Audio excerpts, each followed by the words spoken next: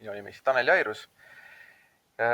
Töötan IT-s osakonnas, ametinimetus on liiklusspetsialist, aga kes mind teavad, siis ilmselt teavad, et ma olen igasuguste teemadega, kus on teemaks erinevad andmed ja nende kujutamine kaardil või siis omavahel sidumine. Ja tänane teema siis, kuidas veoauto käest tema kaalu küsida, põhineb siis ühel meie uuringul, mis sai valmis eelmine aasta ja oleks ilmunud eelmise aasta seminaril ka ettekandmisele, aga läks nagu läks. Ma ise jõudsin vahepeal sellega täitsa ära unustada, et sellest ilmus siin ka Teelehes üks väike ülevaade ja kui Teelehe toimetaja minu käest küsis selle kohta, siis esimene hetk meil tulnud selle projekti kohe meeldigi. Aga tegemist on päris huvitava asjaga igal juhul. Ehk siis nii, et kui räägime üldse veoautode kaalumiseks, et miks seda tehakse, siis laias laastus on kaks põhilist eesmärki. On liiklusjärelevalve ja meil politsei, kontrollimaks, et meie teedel sõitvad veoautod oleksid ohutud. Ehk siis nende kaalud vastaksid sellele, millised on ette nähtud nende mootorid ja millised ette nähtud nende pidurid, et nad saaksid korralikult liigeldud ja ei oleks endale teistele ohtlikud. See teema jääb meist natukene kaugemale. Meil on oluliselt teine pool, ehk siis teede seisukorra ja remondivajaduse hindamine. Ehk siis, et kui meil on teada üks tee, siis me saame teada, kui palju on sealt veoautosid läbi sõitnud ja kui palju nad on kaalunud. Nii, kas mul slaid vahetub?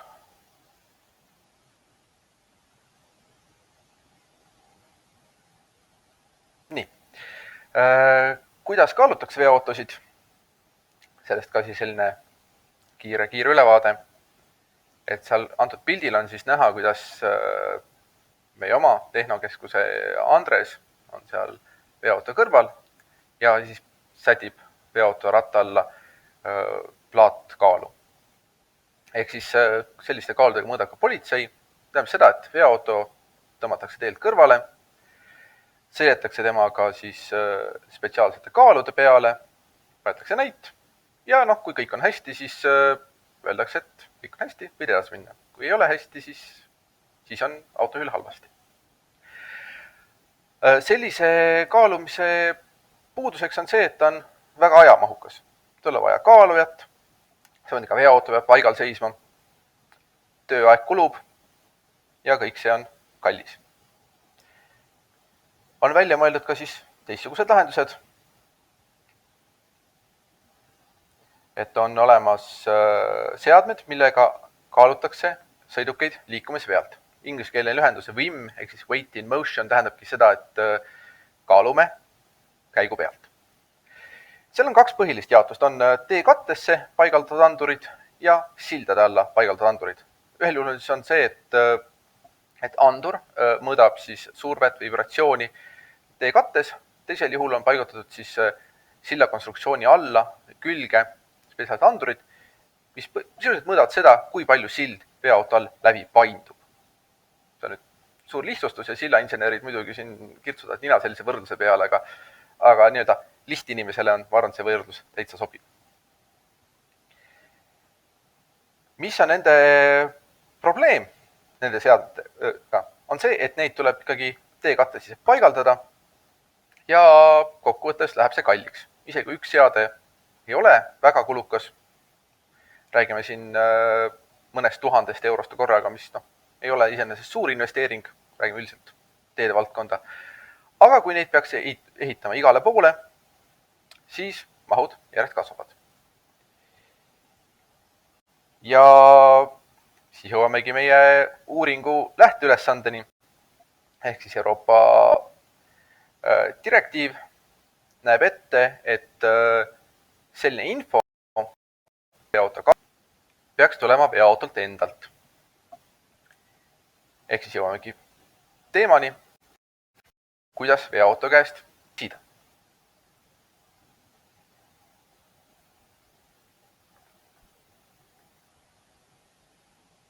Nii, et selleks, et teda küsida, peab veoauto oma kaalu ise ka teadma. Tänapäeval moodsad veoautod, raskemad, on kõik õhkvedrustusega.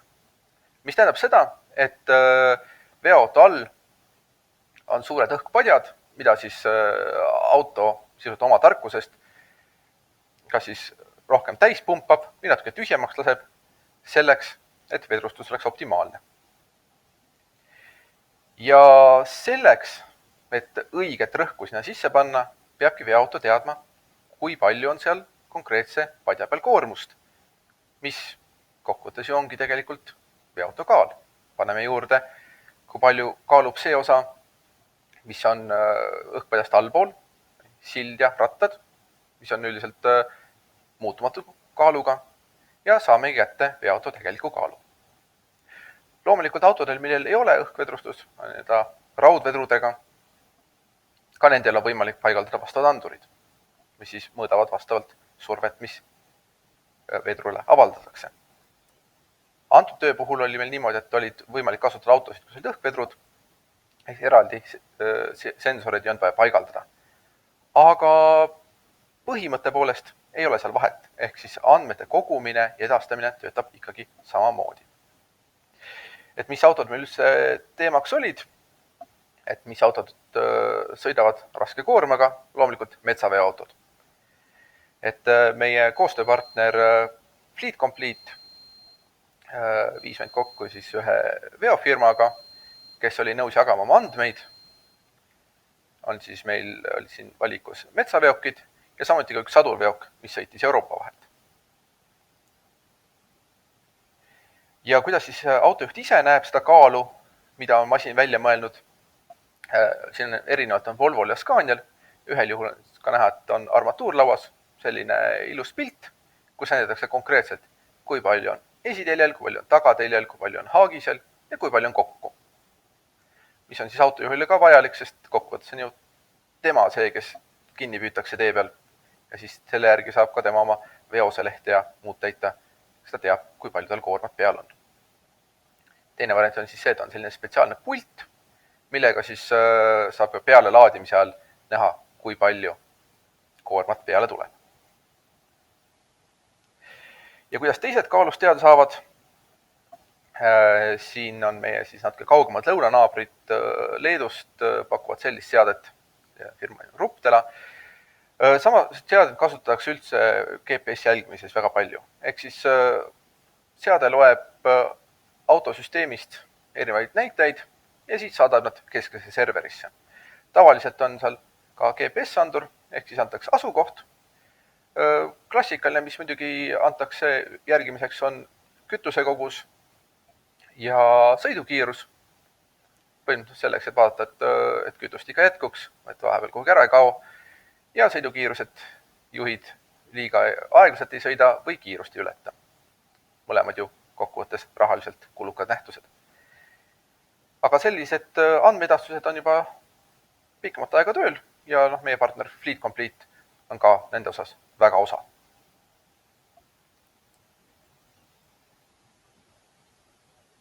Nii, ja nende vendadel jõudsidki Fleet Complete'i süsteemi, kus siis oli kenasti kaardi peal näha, kus nad sõidavad, kui palju nad kaaluvad, kui kaua nad sõidavad.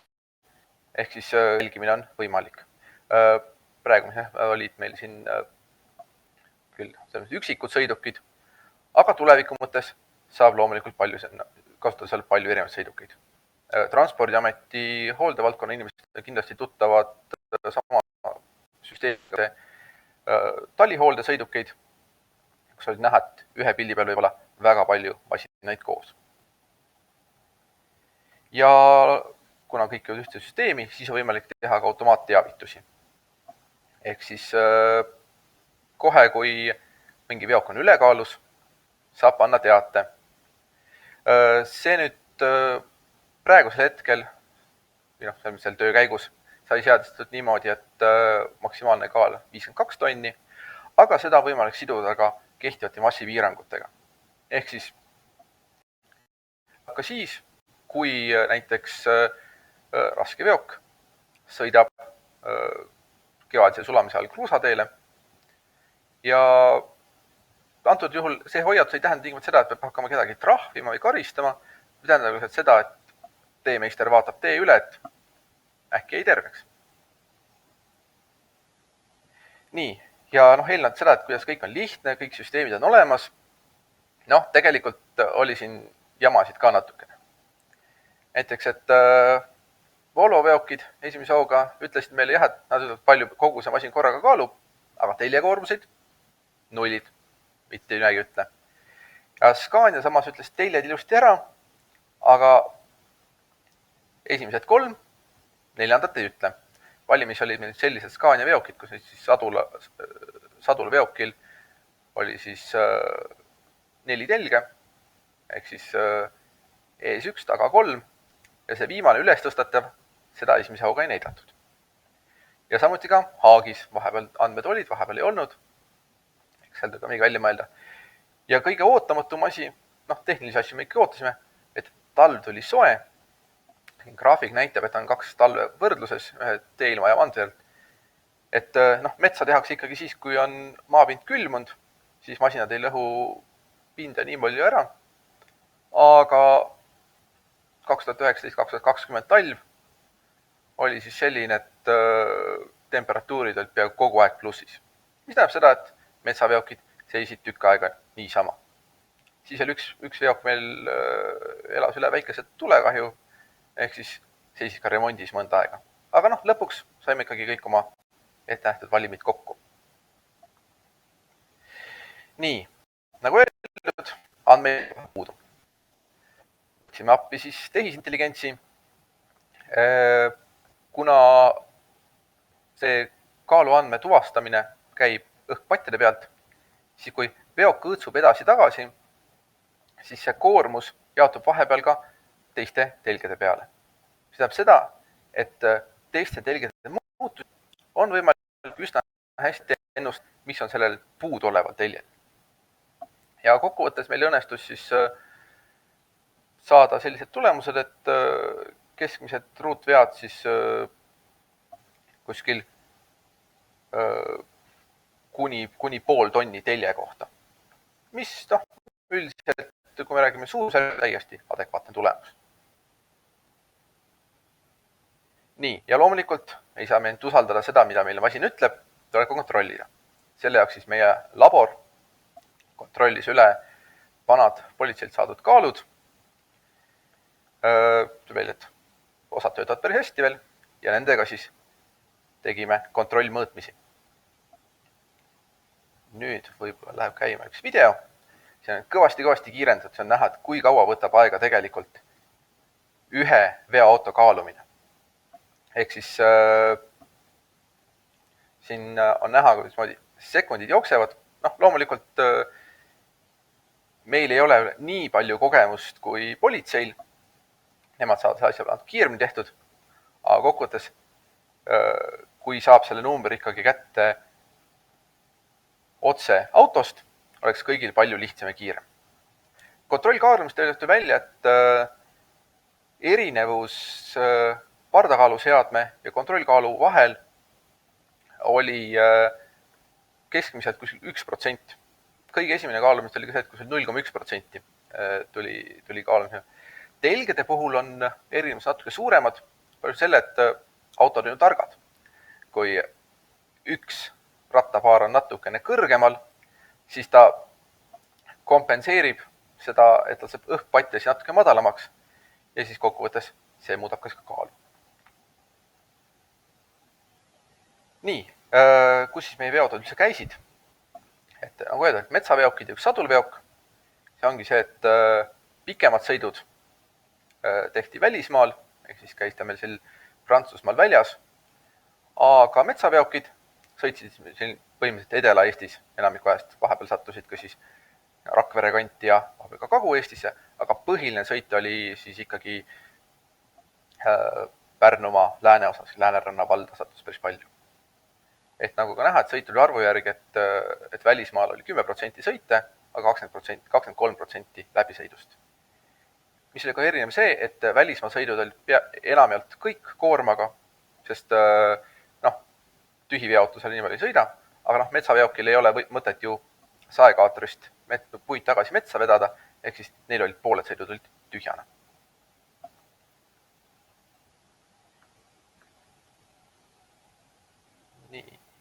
slaid. Nii, ja kuidas siis koormad üldiselt jaotusid? Et oligi, et enamik koormaid veote peal on siis kuskil 23 tonni pannakse siis veote lisaks juurde. Et väga suurte koormatega ikka ei sõideta, et hoitakse sellist optimaalset mahtu. Üks asi on ka see, et sõltub puuliigist, igat puud ei mahu lihtsalt väga palju ka koormasse. Ka seda, et kuidas numbrid muutuvad, et tegelikult sõidu ajal need kõiguvad päris palju. Siin on näha siin ühel sõidu ajal erinevad teljed siis ja haagis, et see vibratsioon on ikkagi siin kuni paarsada kilo. Ja siis ka kuidas erinevad teekattega, ehk siis on niimoodi, et Volvo alustas sõitu, numbrid väiksed ja siis järjest kasvasid vastavalt sellele, et alguses pinnastee peal, kus on palju õõtsumist, veoauto ei saa seda õiget näitu veel kätte, siis kui juba asfaldi peale, siis on number ilusasti stabiliseerunud. Mis muidugi järelevõtu mõttes on selles halb, et me ei saa tegelikult seda õiget numbrit, kuidas pehmetel teedel need koormad tegelikult on. Aga kattega teede puhul on asi hästi. Ja kuidas mõjutab tasasus? Nagu Marek siin eelnevas ettekandes ütles, et riigiteedel on olukord hea, ehk siis suuri auke ei ole, ehk siis see massi kõikumine väga tee tasasusest näiteks ei ole mõjutatud. Ja siis muidugi ka see, et kui palju siis mõjutab see, palju koormat peal on, palju mõjutab kütusekulu, siis üldiselt võib öelda, et ega ta palju väga ei mõjuta.